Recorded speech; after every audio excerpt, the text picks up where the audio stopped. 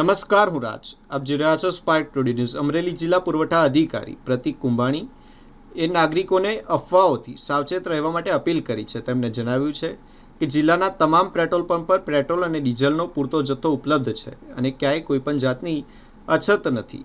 જિલ્લા પુરવઠા અધિકારીશ્રીએ નાગરિકોને જણાવ્યું કે અફવાઓના કારણે ગભરાઈને વધુ માત્રામાં ઈંધણ સંગ્રહ ન કરવું અને નિયમિત જરૂરિયાત મુજબ જ પેટ્રોલ અને ડીઝલ ભરાવવાની અપીલ કરી છે.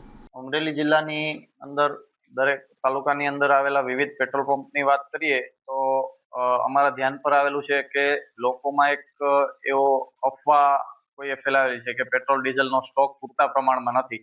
પરંતુ મીડિયાના માધ્યમથી હું આપ સૌને એ બાબતથી વાકેફ કરવા માંગુ છું કે જિલ્લાની અંદર આવેલા વિવિધ કંપનીઓના દરેક પેટ્રોલ પંપ ઉપર પૂરતા પ્રમાણમાં પેટ્રોલ તથા ડીઝલનો સ્ટોક અવેલેબલ છે.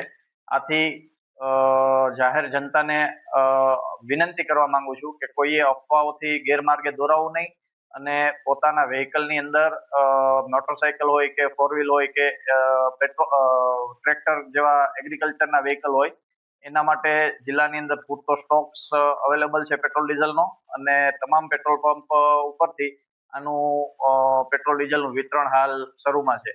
જેથી ફરીથી હું અમરેલી જિલ્લાની જનતાને અપીલ કરું છું, જિલ્લા વહીવટી તંત્ર તથા કલેક્ટર શ્રી વતી હું આપ સૌને અપીલ કરું છું કે અફવાઓથી ગેરમાર્ગે દોરાવું નહીં અને ખોટું અફવાઓને કારણે બિનજરૂરી સંગ્રહખોરી કરવી નહીં.